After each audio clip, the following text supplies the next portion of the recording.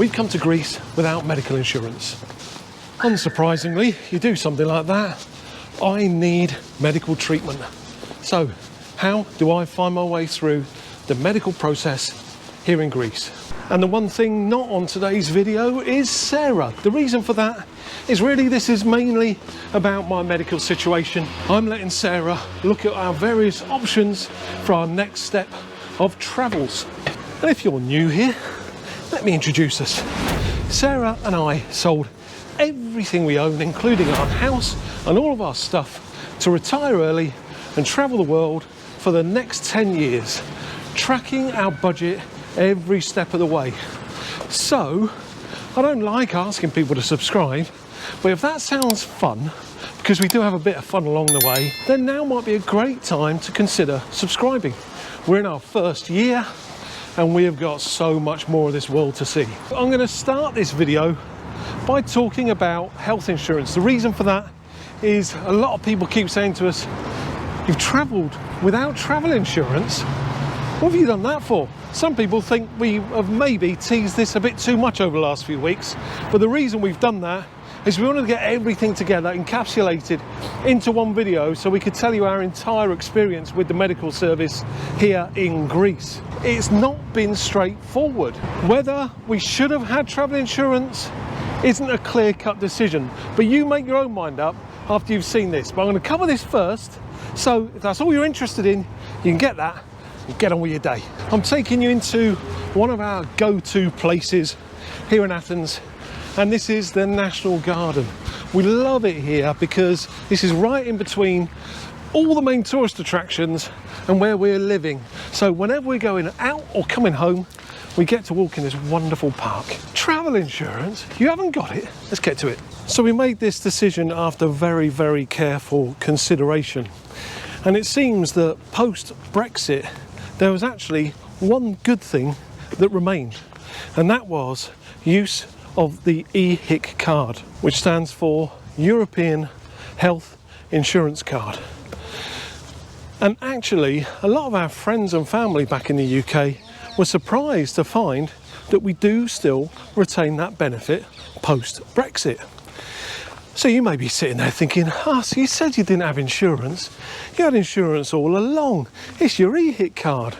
No, EHIC is not insurance. And in fact, in the UK, we are pushed heavily towards whenever you go on holiday, you must take travel insurance. The internet says, and it's spoken, the EHIC is not an alternative to travel insurance. It does not cover any private medical health care or costs such as return flight to your home country or for lost and stolen property. It also does not guarantee free services, and each country's healthcare system may not be the equivalent to what we have in the UK. An insurance company says the EHIC only covers medical care that is available as statutory in the country in question. Essentially, EHIC allows access to state-provided treatment in the same way as residents of that country. As such, it's important to be aware that you may be expected to pay a contribution as residents of that country. EHIC does not provide the same level of cover as travel insurance. So you can see the story we're being told here is quite serious. You need to be aware. They talk about state cover. When you think state cover, you're thinking Soviet Union. Oh, it could be awful. And actually, in the UK, we have something called the money savings expert, a guy called Martin Lewis. He's UK's answer to Dave Ramsey. And on his website, he says, you still need travel insurance. A GHIC or EHIC, I'll come to GHIC in a minute, gives valuable protection but should never, in uppercase, be seen as a substitute for insurance. They give you access to state-run hospitals, which, depending where you travel, can be few and far between with limited services. This is scary stuff. So this decision was actually far from clear-cut. And if you look at To Go Rome, Sarah is the risk-adverse member of To Go Rome, and she would always opt for the least risky option, and that would be going for insurance. But we spent a month or so in the UK before coming here looking at EHIC in detail and working out whether we needed insurance. Here's what we found out. No, I mentioned the GHIC. EHIC is the European care, your European card. That's gone because of Brexit to be replaced by GHIC, the global health insurance card. The only thing about the global health insurance card is it doesn't cover you globally. That's a good name, isn't it? Very good name, like it. I'd like to be involved in the think tank that came up with something called Global that only works in about 27 countries of the world. Hey ho.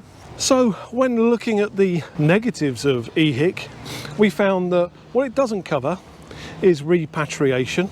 It doesn't cover you for airlifting in a helicopter if you have an accident, and it also doesn't cover you if your stuff is lost, damaged or stolen. Sarah and I are nomads. Repatriation, what exactly does that mean in the world of a nomad? I haven't got a home, so repatriate me where?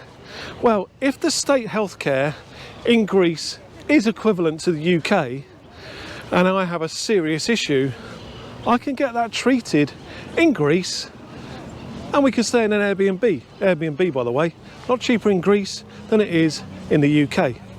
Secondly, if Sarah and I need to be airlifted because we've been in a serious climbing accident, we got bigger issues because Sarah and I have no plans to be climbing. So if we're climbing, I'm imagining the reason is because we're trying to get away from some state-run authority that's chased us up that mountain. And then I'm not really worried about insurance at that point. I just want to get away from that state-run organisation.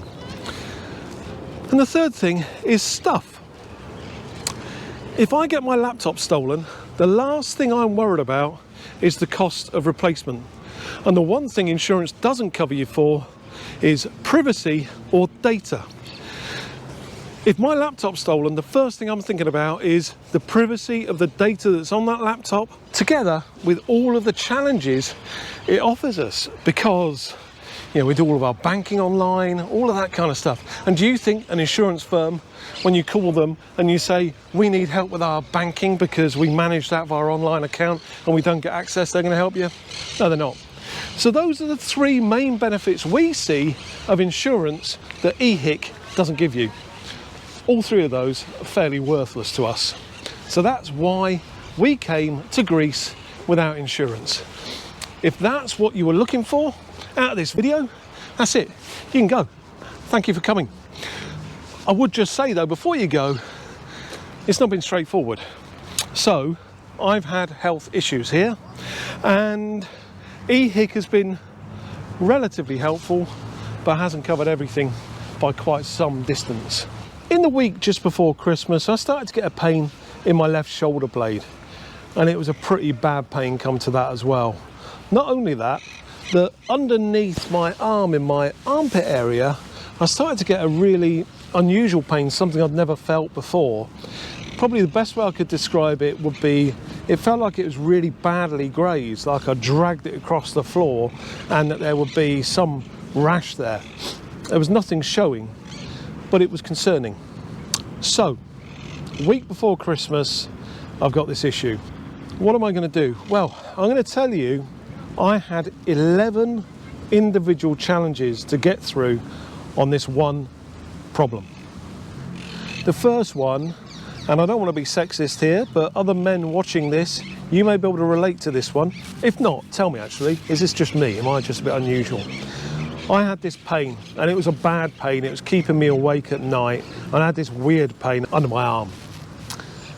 My first challenge was, if I tell Sarah about this pain, she's going to make me do something about it. It's going to be a problem. So, best solution to that, don't tell her. Keep it to myself. Objective being, every day I'll wake up, hopefully it'll feel a little bit better, it'll go away, Sarah need never know. I did this for about 3 or 4 days. Every day I woke, it was the same as the day before. The next day, the day I decided to change my plan on this one, was when I woke up and the pain was excruciating and worse than it had ever been. So I'm thinking now, this is only getting worse, not better. I need to tell the boss and get this looked at. That's the first. Let's go through the rest of these. Next one, how do I engage the healthcare system in Greece? I've got no idea. The third one, how do I engage that over the Christmas period in Greece? Later on this journey, I know I need to see an orthopaedic surgeon. How do I engage with an orthopaedic surgeon whose business card I can't even read the address he's at because it's all in the Greek alphabet, let alone his name? What do we do about accommodation? We should have left Greece ages ago. We're coming to the end of the lease in our Airbnb. What do we do? And also, how do we move all of our stuff? I've got one dodgy shoulder here, and if you want to go back to our very first video, you'll learn that my right shoulder is in a worse state than my left. Next, how do I work with a hospital to get an MRI scan and an ultrasound? And then when I do overcome that little problem, the ultrasound they can't get to until the end of February. I don't want to be staying in Athens that long. We're traveling the world. Next, is this all going to be covered on EHIC? I know I'd read online that post-Brexit, the one benefit we get is EHIC and GHIC in the future. But I also know that because of Brexit, a lot of Europeans don't like us Brits much. So will it still work? Little aside here, I don't like the UK much since Brexit either, so I don't want to digress, you know what I mean? Next, how am I going to carry all of that luggage with two dodgy shoulders? The next problem, what does this mean to our future travels?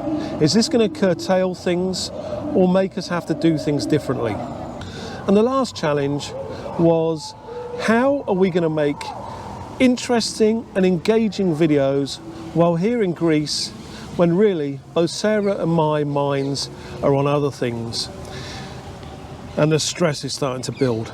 Spoiler alert, good news, everything's going to be all right in the end. So again, if you want to leave this video now, because I know this is a long one, you can go, I'm all right.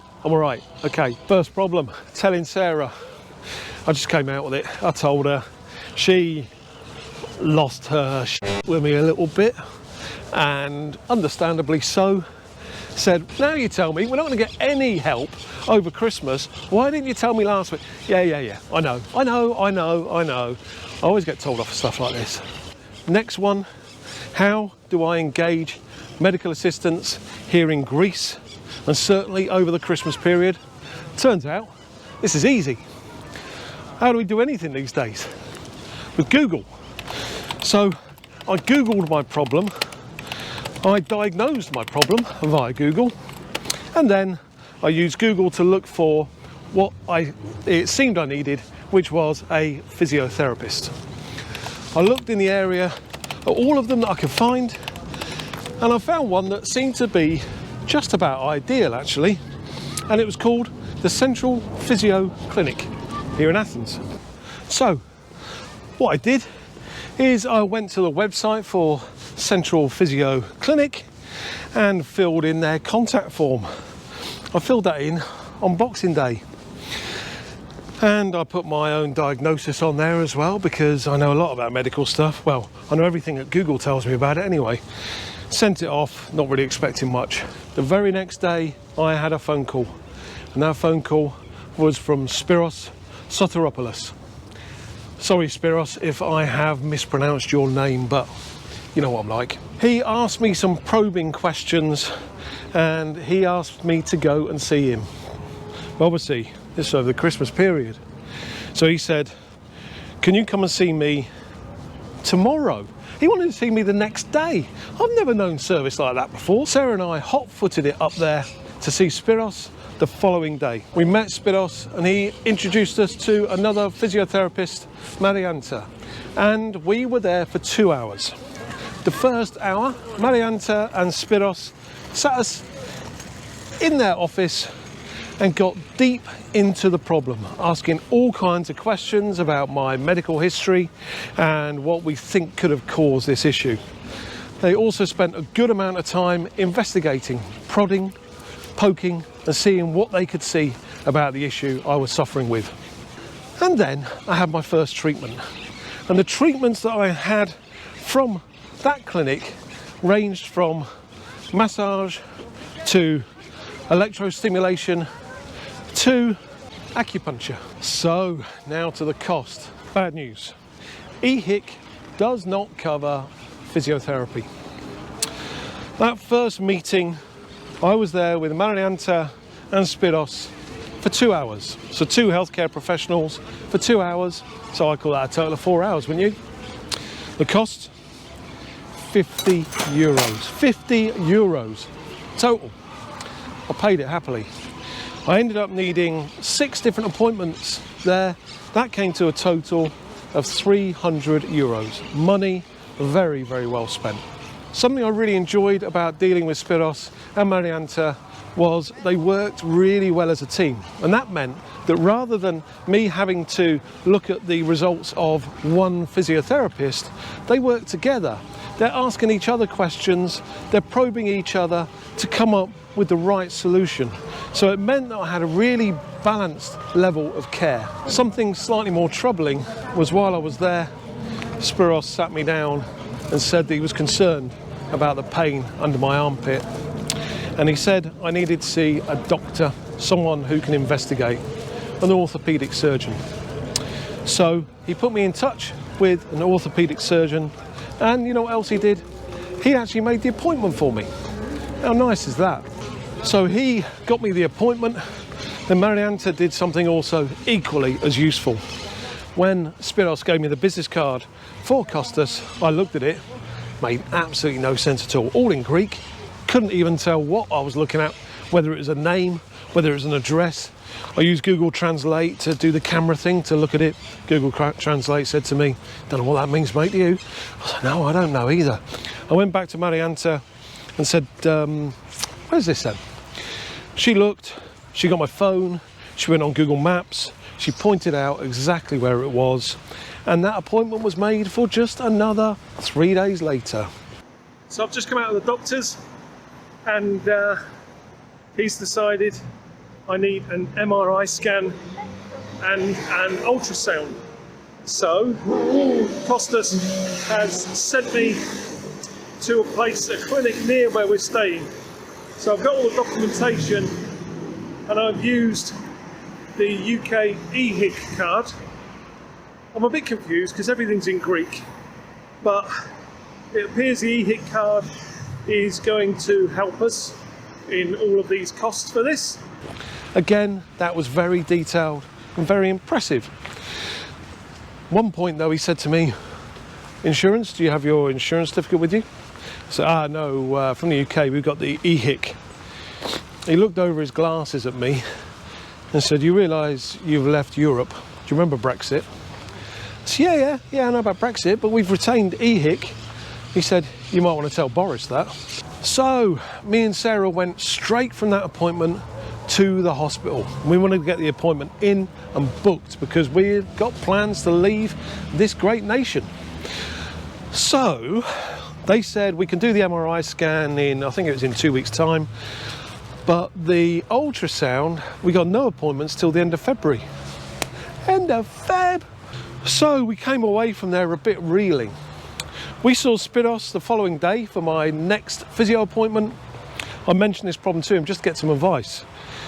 He said to me, "Mariata will look after your physio. I'll be back in a minute." He went away, 20 minutes he was back, and said, "Right, I've got you an appointment at a different hospital. I've got good news and bad news." So, all right, what's that? He said, "The MRI is covered on your EHIC, and you just have to do a copay of 35 euros. But your ultrasound, you're gonna have to pay all of that." Oh no. So I said, "Great, when have you got the appointment?" "Next working day." This is on Friday, so on the Monday we're down there having those appointments. The whole thing worked perfectly. I walked in, we did all the paperwork, they sent me to one place for my ultrasound, and I went straight from there to my MRI. I was in and out of that hospital in under an hour.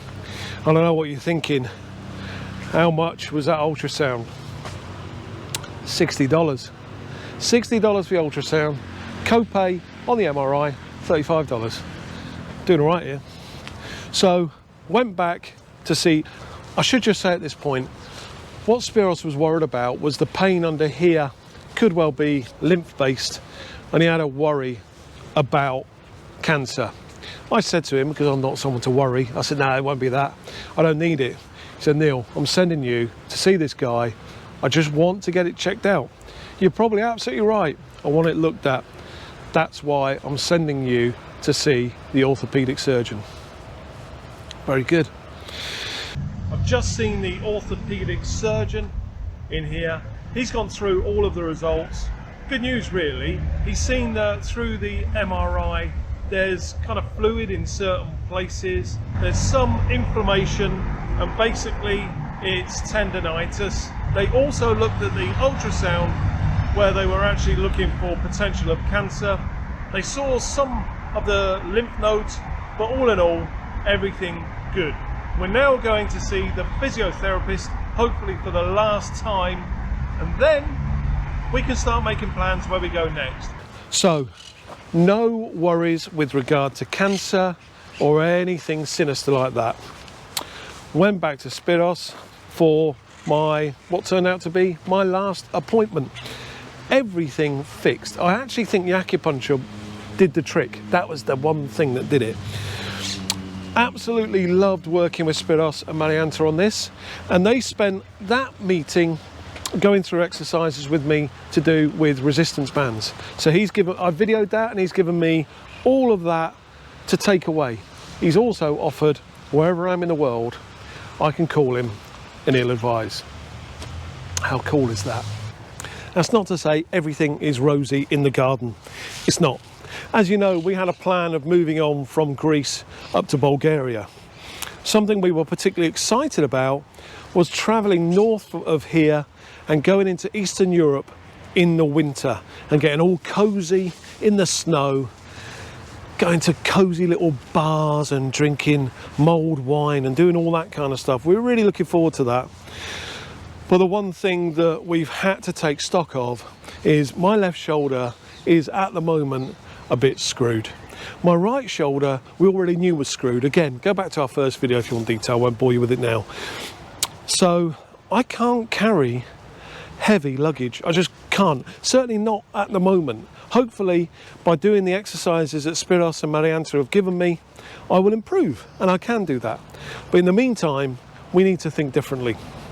So here's what we're doing. Sarah and I spent a couple of days this week working out how we can send stuff back to the UK. We think we found a solution. We got a box, and all of our cold weather clothes has gone in that box, and also anything else that is an absolute luxury has gone in that box, so that when we leave Athens, we are leaving Athens with just what we need, so we're not putting too much pressure on my shoulder. So we're not going to Bulgaria. I'll tell you what we are hoping to do, and Sarah's currently looking at the options on this at the moment. We're hoping to fly to Istanbul in Turkey, and then from Istanbul head south, do a road trip going along the turquoise coast. It's going to be relatively warm. It's going to be 14 to 18 degrees, and we're planning to do that for a month or so, just as I recover. And then we can start to focus more on us and focus more on these videos and really do what we want to do. We've got some fantastic ideas for what we're going to put in these videos coming up, and we will obviously share that with you in due course. You know, that long list of items, of issues that I had, like how do you do this? How do you engage this? How am I going to pay for that? All of those problems, you look at that list and it looks a little bit overwhelming, doesn't it? But I can tell you now, it wasn't. Every one of those problems came up individually, and every time they came up, we tackled it. And I'm going to probably not speak out of turn by saying we enjoyed it. It's been a puzzle, and every piece of the puzzle that we've had to work out has been fun. We've learnt stuff. In fact, we walked out the physio after one of the meetings. I think it was when Spiros enabled us to get the second hospital scans done. I walked out and I said to Sarah, loving this, aren't you? I'm loving this travel and sorting these problems out as we go. So do not fear. You are going to get problems when you travel, but they're not insurmountable. You'll work your way through it. Absolutely, you will. Now listen, next week, Sarah and I are going to give you our 10 top tips for Athens. Things you don't normally see in the guidebooks. Hope you've enjoyed this video. It's been a long one. It's been me chatting away. We'll see you next week. Bye.